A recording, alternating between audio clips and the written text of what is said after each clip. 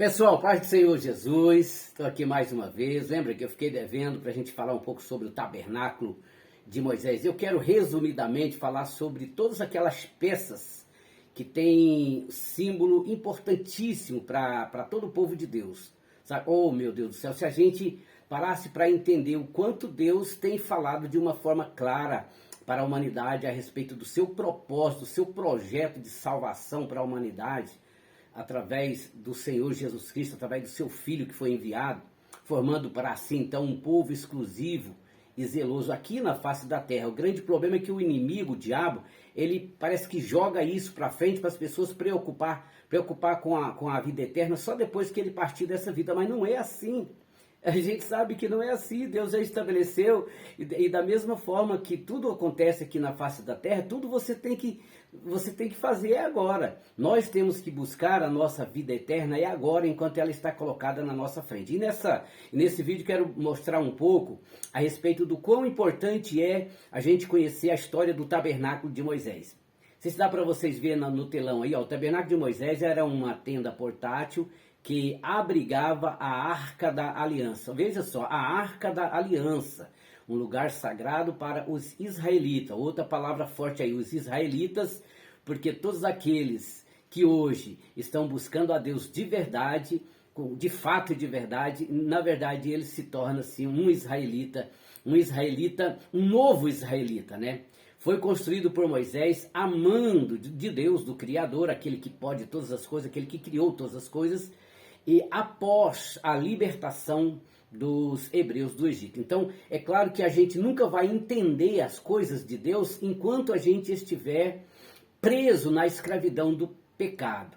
A partir do momento que a gente é liberto dessa escravidão do pecado, então nós começamos então a entender quão grande, quão maravilhoso, quão claro é para a gente o reino de Deus. Eu sempre falo o seguinte, que após a queda do homem, como nós conhecemos, então temos aí uma multidão, nós temos aí uma humanidade inteira afastada do Senhor Deus, do seu Criador, sem nenhuma chance de salvação, até o momento em que ele enviou o seu filho para ser o Salvador. Pastor, mas e aquelas pessoas que viveram aqui e morreram muito antes do Salvador chegar por aqui? Pois é, eles, desde os primeiros dias de pessoas na face da terra, já foi ensinado a fé no Senhor Deus através da promessa do Messias, lembra? Então todos esses também fazem parte da igreja do Senhor Jesus, que um dia vamos estar todos juntos para as núpcias do Cordeiro, tá certo?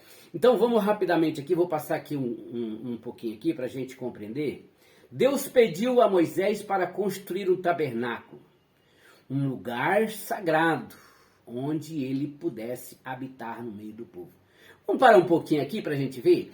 Esse lugar sagrado, onde Deus quer morar, é o seu coração. É o nosso coração. Daí o motivo, porque é pecado nós fazermos aquilo que a gente quer fazer com o nosso corpo. Porque o nosso corpo na verdade, a morada do Criador. E ele tem direito. Foi ele que criou, ele é o Senhor de tudo, né? Ele tem direito sim, ele quer morar. Da mesma forma que o tabernáculo foi constituído ali como uma forma simbólica, ali era o lugar sagrado onde ele habitava com o povo de Israel naquele momento ali, naquele lugar sagrado. Já estava apontando para Cristo, para o Senhor Jesus e a sua igreja na face da terra. Vamos ver como é importante. Na visão da fé evangélica, o altar do holocausto simboliza o sacrifício, ou seja, né, a punição do pecado e a esperança. Por quê? Porque antes da punição, não do pecador, mas a punição do pecado, não tinha nenhuma esperança. Mas a partir do momento que aquele altar, daqui a pouco nós vamos ver esse altar, que ele então, que simbolizava o sacrifício de Cristo pela humanidade, então aí nós começamos a entender também a característica, como que tem que ser a vida da igreja de Cristo aqui na terra. Não é que ela vai morrer fisicamente, como ele morreu fisicamente, mas ela vai viver em função desse sacrifício. Ela vai viver na fé desse sacrifício.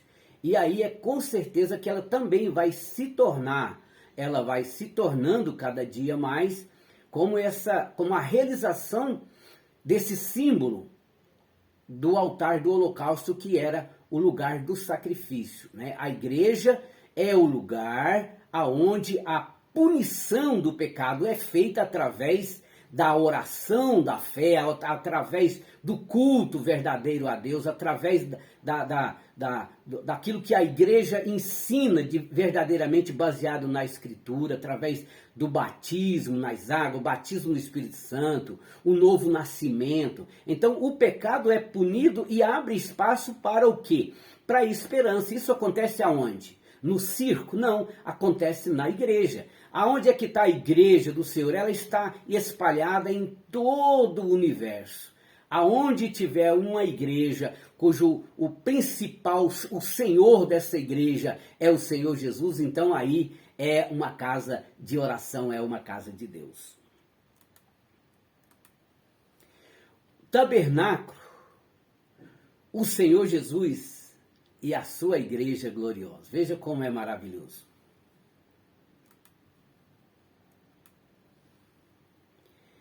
A palavra êxodo significa saída ou nome. Isso representa que a partir do momento que alguém toma uma atitude de saída da vida angustiante, de medo, de insegurança, ele recebe também um nome. Isso tem a ver com a igreja do Senhor na terra, porque esse nome é o nome da igreja do Senhor Jesus. Olha, Deus precisa restaurar a verdadeira identidade, igreja gloriosa, de escravos à propriedade exclusiva de Deus. É assim. Da mesma forma que o tabernáculo era o lugar da habitação do Senhor, então assim também a igreja do Senhor na face da terra hoje é cheia do Espírito Santo, viu? É estabelecida pelo Senhor. Então ela se torna também esse tabernáculo de Deus na terra, com todas aquelas peças importantes que nós vamos ver a partir de agora, desse momento. Olha a foto do tabernáculo.